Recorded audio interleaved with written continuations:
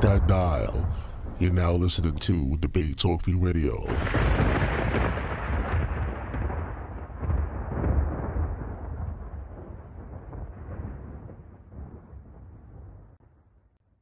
I saw a couple powerful speaking engagements that you've done, man. It's definitely powerful stuff, and I just want to thank you for, once again, for coming on the show. It's definitely an honor and a pleasure, my brother. Well, the honor's all mine, and I just want to take the time to thank all the brothers and sisters who, for the past 2 years in particularly, although I've been on the lecture circuit and I've been a psychologist or school psychologist, that is, for the past 13 years, these last 2 years, the 2011 and 2012 calendar year, have been very significant for me. The amount of love that I've been shown, our brothers and sisters such as yourself inviting me on the radio show, also the enormous and unbelievable amount of speaking requests that I get from around the world, has really humbled me. And I just want to thank everybody for the constant support. I mean, the YouTube, also constant support. I mean, all the YouTube clips, none of them were posted by me. Everything you see on YouTube was posted by other people who put enough of my material to put it out there. So just a lot of love and support, and I hope to keep the momentum going as we go into the 2013 calendar year with the release of the book. Also, I'll be working on my documentary, The Psychoacademic Holocaust Against Black Boys, which will be a made-for-the-movies documentary. And also working to build the Frederick Douglass and Marcus Garvey Pan-African Revolutionary Institute for our boys. That is the focus of my life's work, and that will be the focus of my organization, Team Pan-African, up until September of 2015. So the next 2.5 years, my goal, is to do all that we can to make sure that we have a school for our children that is running and operating the way that a true liberation school should be ran, which doesn't just mean dashikis and drums and Swahili words, but a true revolutionary education that includes military science, political science, economic science, spiritual science, dietary science, and the science of the black family at its core. That's right. So, yeah, brother, I got a couple questions, and I'm going to just get right into it right about now. I see people calling in, and definitely, hold off on the questions for a little bit. I'm just going to ask a few questions, and I'll let you guys know when, pressing number one, and you can ask your questions. Question number one. It seems like a lot of our youth are dropping out of school and joining gangs. Why is school not important to a lot of the youth today, in your opinion? Well, number one, we have to understand that there really is no dropout rate. We have a push-out rate. Our high schoolers are literally being pushed out of school by principals and teachers, most of whom are middle-class white women, who really are not the least bit interested in educating our young people. They are being persuaded against attending school. And this strategy of persuading our young people not to go to school is intensifying in the present day because it helps to serve the gentrification movement that is seeking to remove blacks out of the inner city and replace them with whites. In other words, whenever you have a school with a significant truancy issue on a daily basis, that sets the stage for local and state government to come in and shut the school down under the auspices that there's not enough children attending. This, in turn, allow the gentrifying whites to come into that neighborhood, reopen that school, and build it for their own children. It also allows white developers to come in and buy off the school buildings so they can then turn them into lofts for middle and upper-class white people. All institutions of white supremacy work together. The school works with the prison works with the government works with the criminal justice system. That in turn works with the economic system. So whenever you see any type of an issue, we have to always be conscious with our third eye and our political eye in knowing that that particular strategy is actually benefiting white supremacy on several different levels. So the young men are being pushed out as part of the ethnic cleansing of the black community or the ethnic cleansing of the inner cities, removing the blacks out for the whites. It is legal in most states to take children off of your roll. You can remove them from the roll if they have been absent for a certain amount of days, and you do not have to go looking for them. Now, depending on the state, that might be ninth grade or it might be the age of 16, depending on your state. But in nearly everywhere in America, if children are missing from school, there really is no interest to go out and find out why. And as far as our children not being interested in their education, I don't agree with that. I think our young people are very interested in an education. What they don't want is an indoctrination. What they don't want is a homosexualization. Our children are not being taught anything that is really going to serve them over the long haul in their lives. And they're seeing this. They're seeing this. They're seeing that the education that they're getting in school is not preparing them to lead a life of independence. So many of them are leaving the school not because they don't like education, but because they're not interested in being miseducated. On top of that, we have to add that most states now have a mandatory graduation examination, where you have to pass a test in order to get a high school diploma. So if you're looking at a young man who's always academically struggled because he's never received an appropriate education in the first place, now he's being faced with the fact that even if he goes to school, even if he does his work, even if he gets good report card grades, he might still not get a high school diploma because he has to pass a test at the end of his high school career.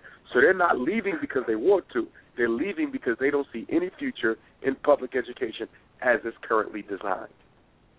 The number is 646-716-7320. That's 646-716-7320. If you have any questions, press the number 1, and I'll bring you into the conversation. What about the special ed programs out there? I saw that you mentioned something about special ed on YouTube. Tell the people about the special ed programs out there. Well, special education itself is the general term used to describe the United States federal government's Public Law 94-142, which was created in 1975, the Education for All Handicapped Children Act. It was no coincidence that special education emerged a decade following the Civil Rights Bill and 2 decades following the Brown versus Board of Education Topeka, Kansas decision. The purpose of special education politically for black children is to legally marginalize, segregate, and miseducate them. Special education allows racist schools and educators to resegregate black children away from white children. Instead of saying they're black, they can now say that they have a learning disability, which, by the way, is a condition that cannot be proven to exist. It is an idea. It is a concept. It is not a fact. It is a professional opinion. And so they use mild mental retardation, another condition that is difficult to prove to exist, and emotional disturbance. And then you add to these the clinical disorders of attention deficit hyperactivity disorder, which I like to refer to as ain't no damn daddy at home disorder, because that's really what it is, a condition that's growing out of America's mass incarceration war against black men. Simply put, they're removing black men from the homes, and they are putting the children on drugs because the fathers aren't there. And so the psychiatrist has become the new father in the black community by simply writing out a prescription to deal with inappropriate behavior, when that generally was the job of the father. But because the father is being arrested and marginalized and castrated from the black community, they're simply drugging the children into submission. So special education is the number one cause of the large functional illiteracy rate that we have in the black community. When I go to prisons and speak in prisons, and I spend a lot of time in prisons, a lot of the gentlemen and young men there were special educated. In fact, the average reading level of an inmate in a federal penitentiary is 3.5 grade level. So why is it that the average reading level of an inmate is 3.5 years of schooling, 3.5 grade? That's because many of these individuals were special educated.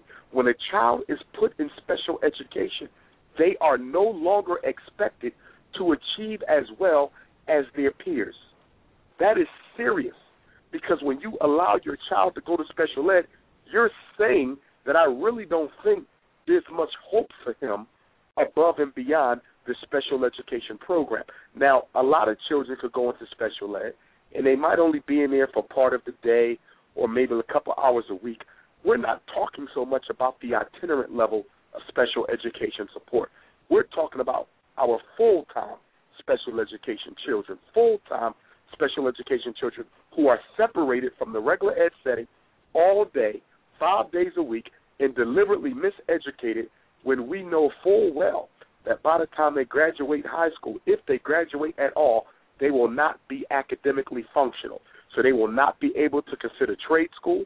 Many of them won't be able to consider college, and many of them won't even be able to get a job, because special education allows the school districts of America, both public and charter, to legally miseducate our children.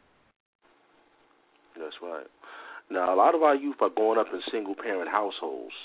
What psychological effects does that have on our youth today? One of the biggest problems of the single-parent phenomenon in the black community is that it has been happening so long that a lot of people are beginning to believe that it's okay. I was at an Urban League conference this past spring where I was asked to facilitate a discussion in New Orleans at the annual Urban League convention. And an issue came up in my workshop regarding single parenthood. And I made it clear that every child, every African child, needs a mother and father, that they need an equal level of masculine and feminine energy in their life. And many of the adult black men, these were accomplished black men, but disagreed with me because they said that their mother raised them by herself and that she did a good job.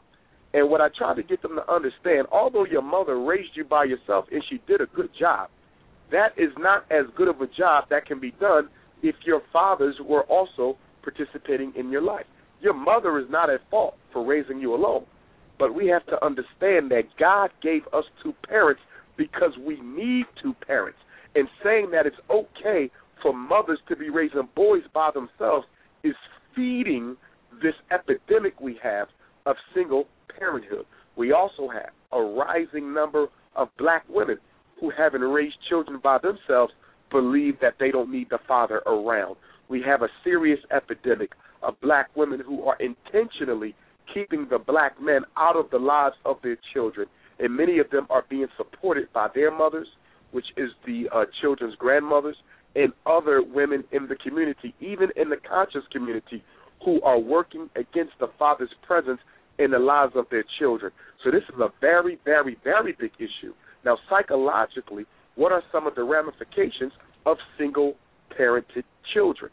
Well, number one, homosexuality and lesbianism is at the top of the list.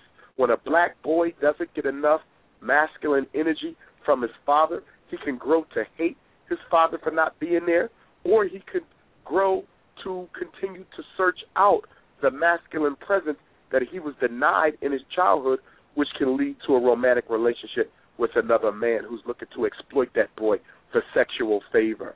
Same thing happens with a girl. If the father's not there, she may grow to hate black manhood, and as a result of that, decide that she wants to spend the rest of her life with a woman.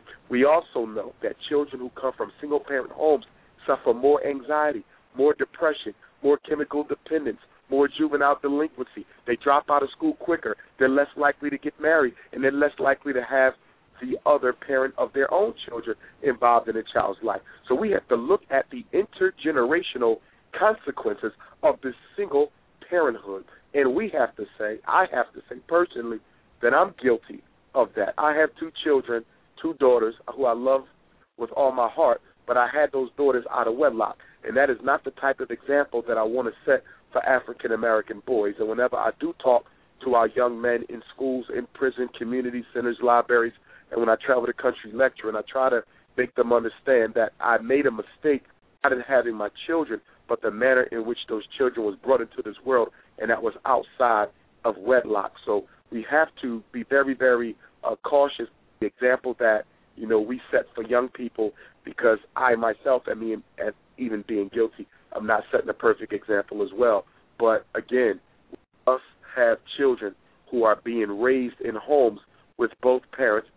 Parents can't be together. If the parents can't be together in the same home, because sometimes that's possible. Sometimes we find out that the people we have children with aren't people we really want to be with for the rest of our lives. That can happen. Then it's important that we be involved in the children's life for the duration of their lives. What matters most is not a mother and father living together with the children. That's not what matters most.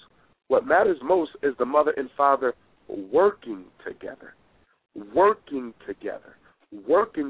for the best interest of our children. So when I talk about single-parent homes, I'm not simply saying that the father is not in the house.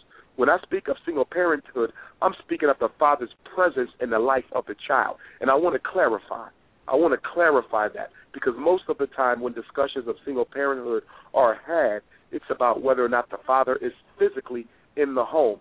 I'm not as interested in that. That's also important, and we love to see our children in the homes with both parents. But when I speak of single parenthood, I speak about the father's presence in the home, in the life of the child, because even if he is present in the life of a child, many of the side effects that can come from not being in the house can be curtailed and avoided.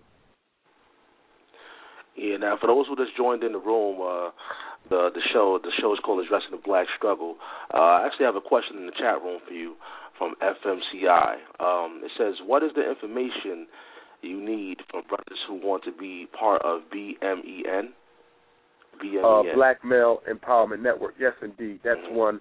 That's the male auxiliary of Team Pan African. Well, number one, we want to invite all the brothers to be on our international teleconference call, which takes place every Sunday night. And the number is, they can text me for it. Text my phone after tonight's show, 215-989-9858. Again, 215-989-9858 is my cell number. Just text me for the call-in number for B-Men. But again, every Sunday, 8 to 10 p.m. Eastern Standard Time, brothers having a discussion about what we need to do. And also, Be Queen, the Black Queen Unity Empowerment and Equality Network. They have a teleconference call at the exact same time, every Sunday, 8 to 10 Eastern Time, and that's a different number for the sisters who want to join. And I want to invite everyone on tonight's call to join me in Fort Lauderdale, Florida, for Team Pan African's very first Meeting of the Minds. It's going to be held in Fort Lauderdale, Florida, from January the 18th to the 20th, Friday, Saturday, and Sunday, and it's going to be at the Recreation Center that is adjacent to the African American Research Center and Library, where I will be speaking at the first night of Kwanzaa. So registration should be up within the next couple of days on my website, DR.UMARJohnson.com. All you have to do is register. It's only going to be a few dollars to do that. Go ahead and book your flight, book your hotel, and send me your flight itinerary and hotel reservation so I know where you'll be staying at in case you need to be escorted from the hotel to the conference at the rec center or from the airport to the conference. Most hotels in Fort Lauderdale have excursion from the airport to the hotel, but if you need that, I'm going to have a 15-passenger van, and I'll be able to help folks get around. So, again, this Team Pan-African Meeting of the Minds of Fort Lauderdale is really, really focused on building an independent school for our children. I'll be in California next week, Los Angeles. I'm going to be meeting with an elder who has about 16 acres of land, and he's willing to donate some of that land for the building of the Frederick Douglass and Marcus Garvey Revolutionary Academy for our children. So I'm going to be meeting with him, and then I already have an architect who's designing the school for me. So I'm just trying to find out how much this is going to cost, how many million, and then we're going to embark upon a capital campaign to get this school built. And if there's any educators on the line, anybody who wants to be a part of the school, and you don't have to be an educator. Your expertise might be in shoemaking, or it might be in manufacturing. It might be in holistic food. You still have a place at our school because this school is preparing African children to be successfully independent in life. So it's more than just reading, writing, in arithmetic. And I want to be very important and very clear about saying that. So if you're interested in helping us to build this school, and if you want to be a part of it, please consider coming to Fort Lauderdale January 18th through the 20th for the meeting of the minds, where we're going to discuss the school. We're going to discuss male-female relationships, mass incarceration. We're going to discuss all of the major issues that are affecting us. Friday night from 5 until 9 p.m. and Saturday the 19th of January from 8 a.m. until 4 p.m. So please consider coming on out. I think you will enjoy yourself, get an opportunity to see Fort Lauderdale. Friday night we're going to go down to Fort Lauderdale Beach, where you get an opportunity to walk up and down the strip, go into, enjoy the various restaurants and nighttime activities they have in Fort Lauderdale. Saturday we're looking at a possible bowling party as well. So please come on down, brothers and sisters, bring the whole family. It's going to be a very focused conference, and we would love to have you be a part of Team Pan African. Yeah, our special guest tonight is Dr. Umar Johnson. The number is 646-716-7320. If you guys have any questions, press the number 1, and we'll bring you into the conversation. Now, in our black communities, we have racism amongst one another. What are some of the things we need to do in order for us to, as people, to come together in unity? Well, one of the things that Marcus Garvey said, he said that the racism practiced within the race exceeds the amount of racism that is directed at the race. And I like to substitute the word self-hatred for racism, only because racism is a system that requires sufficient organization, which we don't have. So we really have self-hatred that's being directed at each other. The one thing to understand about the self-hatred that is being directed at Africans by Africans is that it's going to be difficult to undo that type of conditioning without properly socializing our children. See, we could exterminate any ill that affects us as a people within 20 years. Within one generation, you could get rid of teenage pregnancy. One generation, you could get rid of interracial marriage. In one generation, you could get rid of the petty gossiping and character assassination and self-hatred that takes place so much in our community. The problem is that we are not actively rearing the children differently than the way in which we were reared. In other words, the babies that are now in kindergarten, first and second grade, are we socializing them to think and behave any differently than we do? Most of the time we're not. We're raising them exactly as we were raised. These young people listen to the same types of filthy gangster rap that we listen to. They're subject to the same white Jesus that we were subjected to. They're taught the values of the American social order, including light-skin supremacy, like we have been taught. So the problem is that we're not producing an African with a greater degree of consciousness than what we have. So we keep getting the same thing over and over again. It's like if you bake a cake. If you bake the cake a certain way, it'll come out soft. If you bake the cake a certain way, it'll come out hard.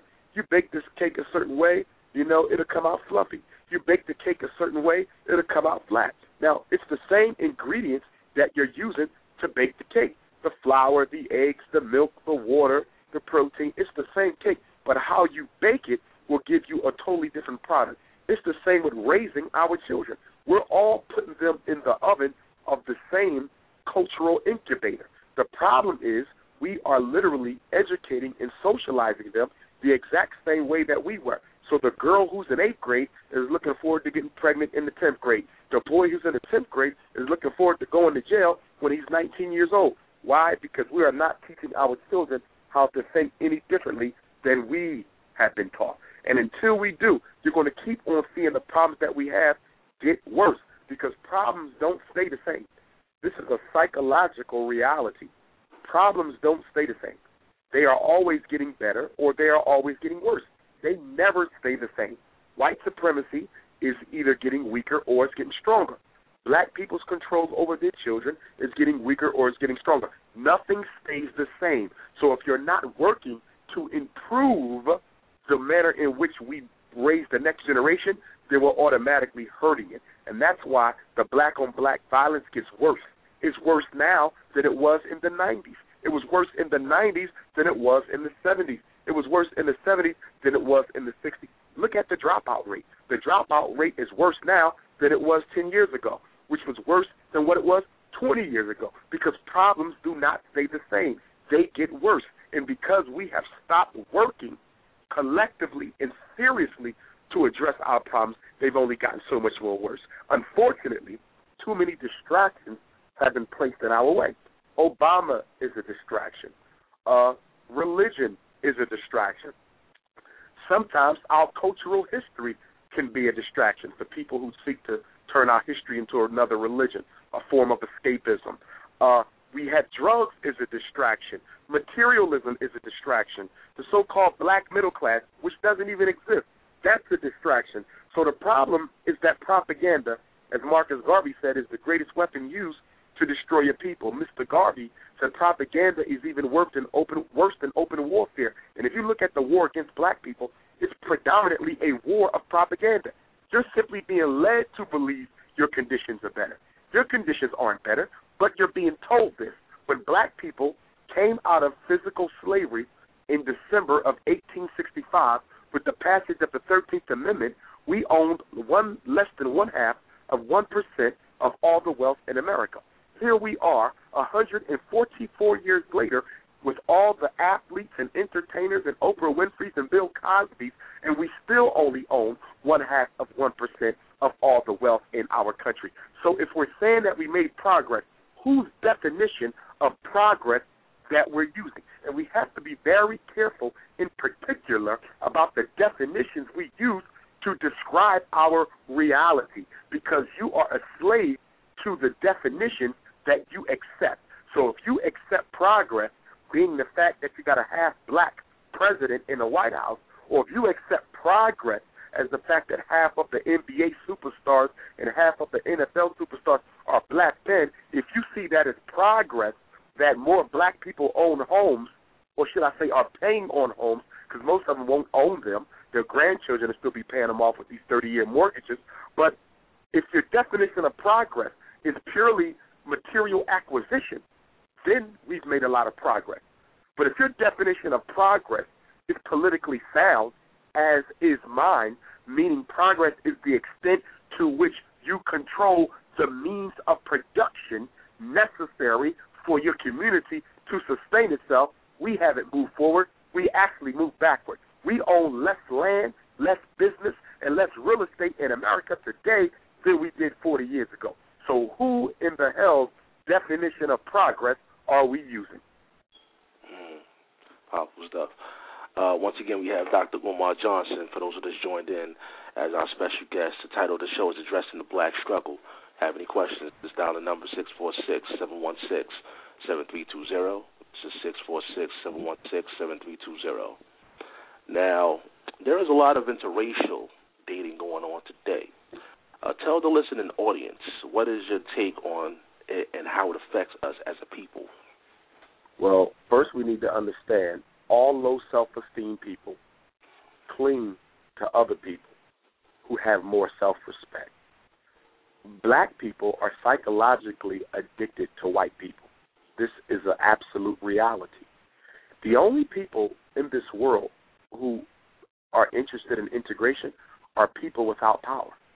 Groups of people with power don't integrate because integration is the dissipation of one's collective power. So Chinese people are not interested in integrating because to integrate means you have to integrate your political and economic strength. Jews, East Indians, Arabs, Hispanics, they're not interested in integrating because they're trying to amass power. When you're trying to build power for your community, integration is unnecessary. Integration is only for groups of people who don't have enough self-respect to build within the community. And so instead they look for acceptance outside of the community. That's why black people don't get any respect. We're not interested in doing it for ourselves. We only want to be accepted by other people, never accepted by ourselves. You look at the average black integrationist, and he's not trying to integrate with his people. He's a separatist when it comes to his people. He's only trying to integrate with people who don't look like him.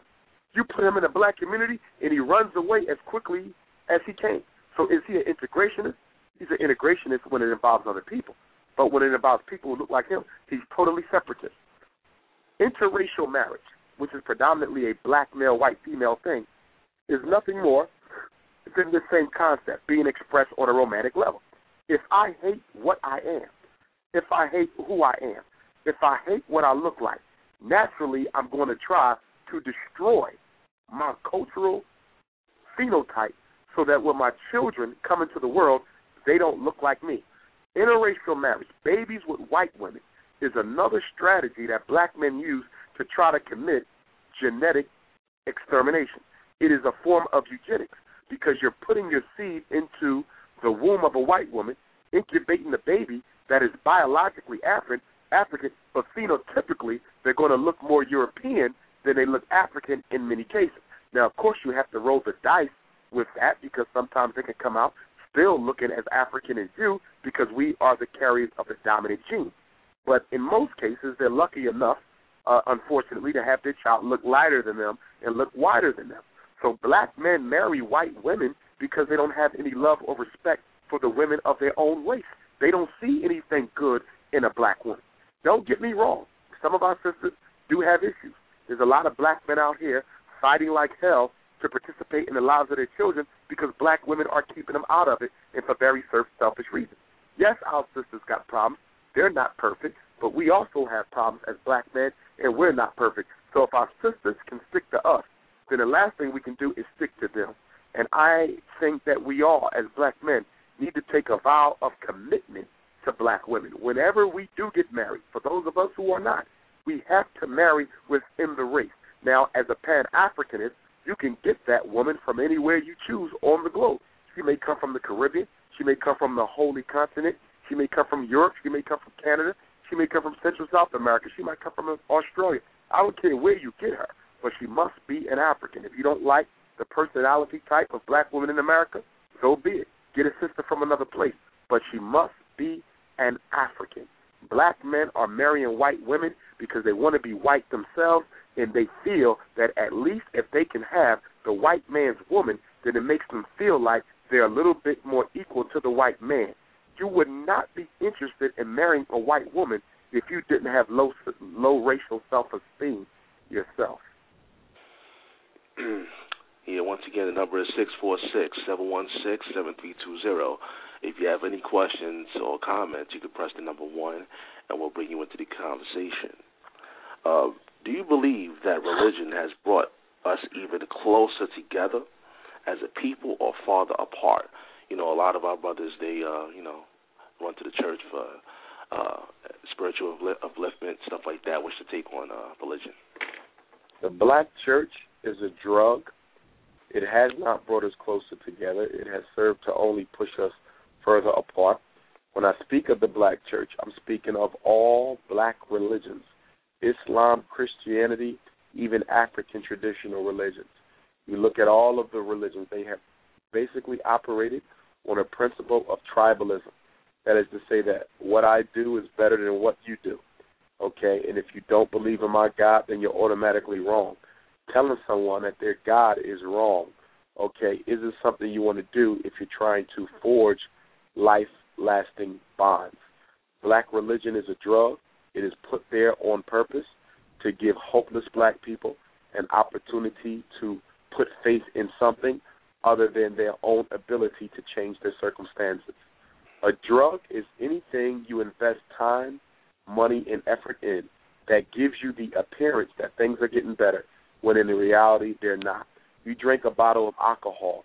A couple of hours after you come down after you're high, you're in the same situation you were in. But while you were high, you couldn't tell. It made it look like it was better. Same thing with church. You go into church 8 o'clock in the morning. While you're there for 3 or 4 hours, once they're done taking your money, you feel like things have gotten better. But when you go back home, you're still dealing with the same community, the same black-on-black crime, the same police brutality, the same mass unemployment, and the church is doing nothing about it. Honestly, we would be better off as a people if we had no religion. What we need is spirituality. We need Africans to create their own individual relationship with the universe as opposed to listening to someone tell you how to do it when they themselves aren't even serving the Creator. They're serving the damn devil. There is no religion on earth that can prove to have been a benefit to black people. At no time, at no place. Every religion in the world today has been used as a weapon against us and continues to be used as such. Once again, we have Dr. Umar Johnson here as our special guest. The number is 646-716-7320. We're winding down to the last 18 minutes of the show, so if you guys that's right now on the switchboard, a lot of people calling in right now. If you have any questions, now is the time to press 1, and we'll add you into the conversation. Do you think a lot of our forerunners in the black conscious community don't have respect for the elders? You know, there's a lot of, young people coming up and they're starting to waking up and starting to get a lot of this knowledge. But there's a lot of disrespect, they're saying, to a lot of the elders, such as yourself. What's your take on that issue? Well, the elder-youth issue, I believe that we should have respect for our elders. But then the question also becomes, what is the definition that we're using for eldership? I believe that all African people, based on whatever age they are, should receive respect just by getting older. I am one to give respect to anyone who's old enough to be my parent, even if they didn't lead an exemplary life. But most of the time when we're talking about eldership in a cultural context, we're talking about someone who has led an exemplary life and has actually sacrificed and invested time and energy into the upliftment of the African community. As far as youth disrespecting eldership, a lot of that is up to one's perception. And I say that because any time a youth questions an elder from some older people, that's considered disrespect. And I think, on the other hand, we don't look enough to see how elders can actually disrespect youth. We got to be honest here. We have to stop romanticizing cultural concepts like eldership. Let's be honest. Many of our elders in the black community have sold out the young generations. Many of them have worked with white supremacy to destroy the black community. So, again, when people start throwing around the term eldership, I want to know who they're talking about. W.E.B. Du Bois was Marcus Garvey's elder, but he helped to destroy him. So does that mean Marcus Garvey was supposed to respect him? When you study our history, you will find that a lot of elders actually worked against the youth leadership. Look at Dr. Martin Luther King Jr. and the Southern Christian Leadership Council. Many of the pastors who opposed his staunch stand on civil rights were technically his elders, but he had to speak out against them. And if you listen to a lot of his sermons, he regularly rebuked men who were old enough to be his father. So when we talk about disrespect for elders, more clarity is needed from people who are asking those questions, because just because you're old doesn't make you an elder, not in Dr. Umar Johnson's book. Now, I see we have some questions here from the listening audience. I'm going to add somebody in right now. 989, you're live on Debate Talk for You. You have a question or a comment? 989. Yeah, actually, I'd just like to say, I appreciate what you brothers are doing, and I just want to thank you, for having a wonderful show. I appreciate it, my brother. Appreciate it. Definitely, I appreciate that. You have another question, 717. You're live on Debate Talk for You. You have a question or a comment, 717? I do, actually. Interracial dating.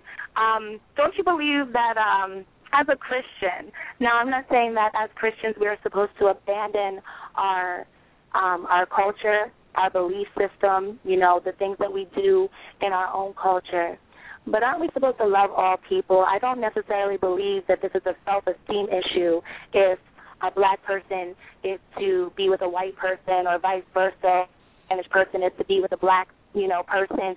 Aren't we supposed to embrace each other as well as our culture, rather than putting labels such as self-esteem issues and not wanting to be who we are or be a part of our own race?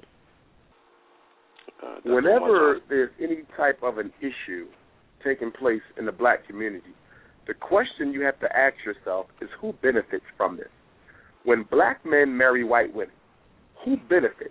Economically, the women benefit and the black community loses. How so? Because women tend to live longer than men. So I'm a black man. If I marry a white woman and I'm going to leave this earth before she does, under most normal circumstances, the wealth that I built up automatically falls under her jurisdiction. And she's free to do with that wealth as she so pleases. Now, she is a European.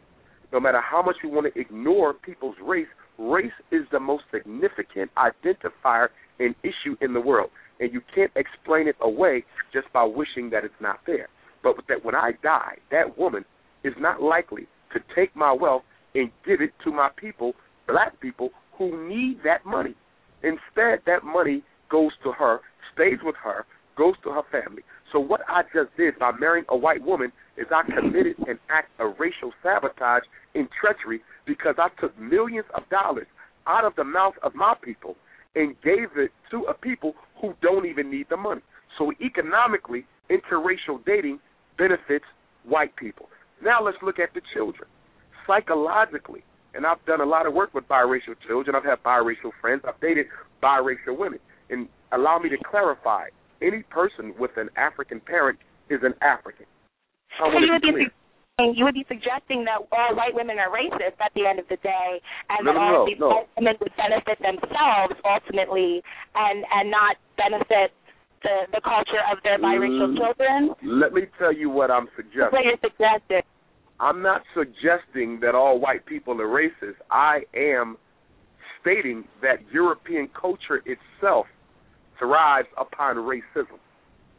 So there's no such thing as any European culture not having racism as a cultural aspect, because the rise of European people was only possible through racism, and is only maintained through racism.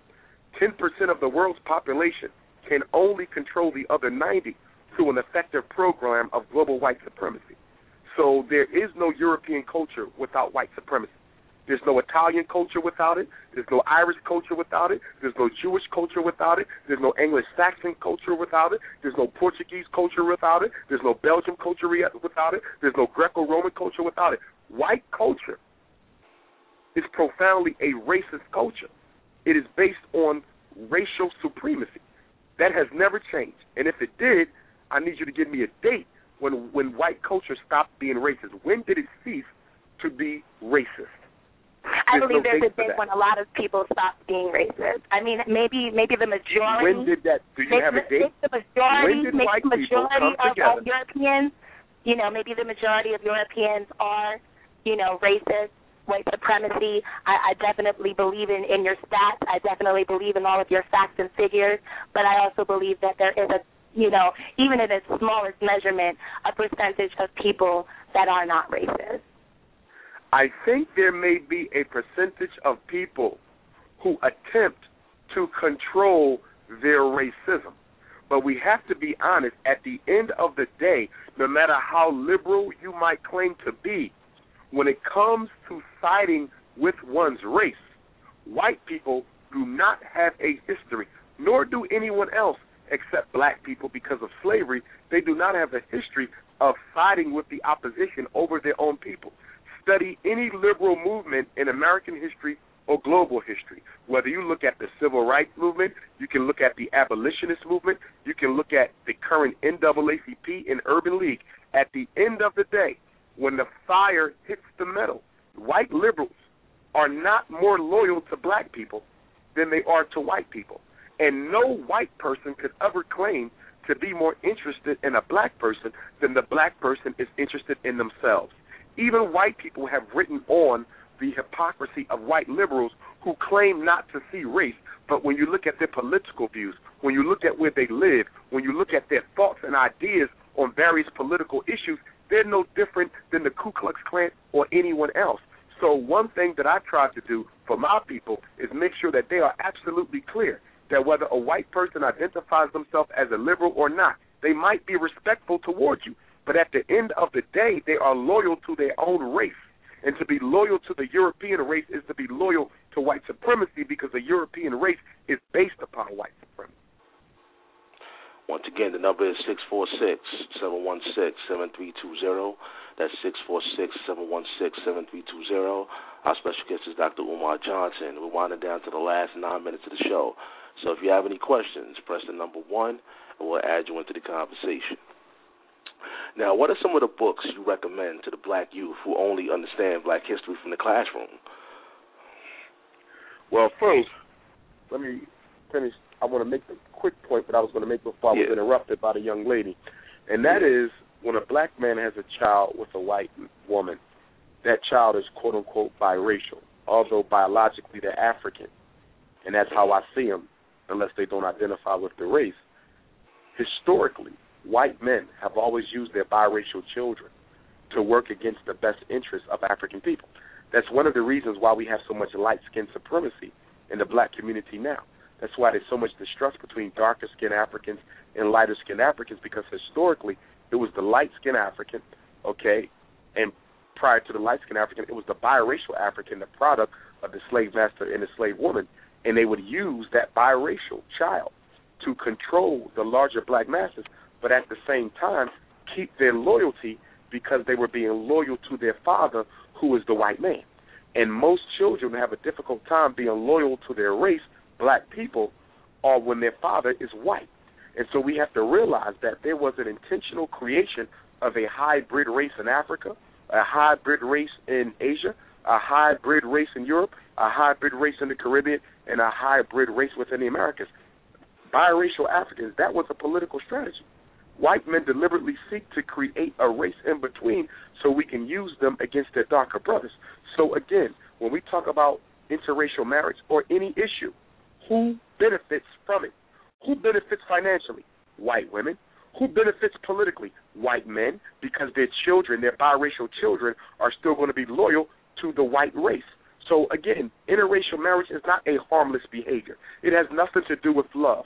Most interracial marriages are black men with power, privilege, prestige, and education, and they tend to marry white women who don't have the same degree of education. So clearly this has nothing to do with love, because there's always a one-way street of the black man giving something to her, and all she's giving him is probationary status in the white race. Yeah, see, we have another question. 773, you're live on Debate Talk for You, 773. You have a question or comment? I do have a question. Hello, guys. Can you hear me? Yeah, you know. Yeah, we can hear you. Oh, okay. I have a sore throat, but I just want to tell Dr. Umar that I really like I work with special ed students in primarily elementary, and I knew something was going on, but I could never quite put it into words, and I had conversations with black special ed teachers, and so I just wanted to thank him for the academic warfare on black boys. I think that you really put into words what a lot of people couldn't quite figure out. And I also wanted to ask him if he saw CNN special, Who is Black in America? I just wanted his opinion on that, if he saw it. Okay. Well, first, sister, let me say, 773, that sounds like Chicago. I will be speaking in Chicago. I will be there the second week in January, the 13th, I believe that is, the 12th and the 13th. I'll be speaking over at the Culture Connection at 71st in Stewart, the 11th and the 12th and the 13th of January. I didn't get a chance to see that documentary, but I did see the advertisement, Who's Black in America. Soledad O'Brien, who always does some of the worst research on what it is to be black in America. Her previous documentaries were garbage, totally garbage. One of them centered around a black family who found their white ancestors, their white relatives, and reconnected with the white side of their family. This is the type of filth that CNN is putting out. But if you know CNN, you know that they're part of the Turner Network, and the Turner Network is one of the largest media companies in the world, and they sit at the table of the Bilderberger and the Council on Foreign Relations, which has always been about the control of Africa. So we can clearly connect the dots and see why they're doing this. But when I saw the advertisement for the documentary that you just mentioned, Who's Black in America, instantly I knew what the purpose of the documentary is. I didn't see it, and I hope someone takes it, because I got to get my hands on it. I'm willing to bet that the whole purpose of that documentary was to try to make it appear that there really are no black people in America anymore. They're going to use biracial children. Here we go again. Who benefits from interracial children being born? Okay, they're going to use the prevalence of interracial children who identify as biracial and multiracial as opposed to African, and they're going to use them to explain away African identity. They're going to have people who say, I'm not black because my grandmother was Irish. I'm not black because my grandfather was Italian. I'm not black, my mother is Portuguese. Then they're going to find other people, okay, who got white ancestors who they dug up through their slave routes, and they're going to say, well, I'm not actually African because my grandfather was here in America before the 13 colonies. So what they're going to use is they're going to use black people with white blood to argue that there are no Africans in America since most of us belong to other races. Why are they doing this? Because that is a perfect way to set the stage for mass extermination of African people, mass extermination of black men, the mass poor health care against black women, the miseducation. Why? Because if black people are willing to say there's no such thing as a black man or a black woman, how can you possibly say there's mass incarceration of black men where there are no black men? How can you say there is miseducation against black children when there are no black children? If we are not careful and let these Negroes try to argue that we are not African, that we belong to some hybrid race, that will set the stage for them to get rid of African or African American or black as a statistical category. And once you get rid of blackness as a statistical category, you no longer have to keep statistics on how many black men are in jail. You no longer have to keep statistics on how many black men are killed by police. You no longer have to keep statistics on how many black children go into special education. So we better watch this whole thing about who's black in America, because they're trying to strip us of our Africanity, because so many of us want to be white as opposed to being black.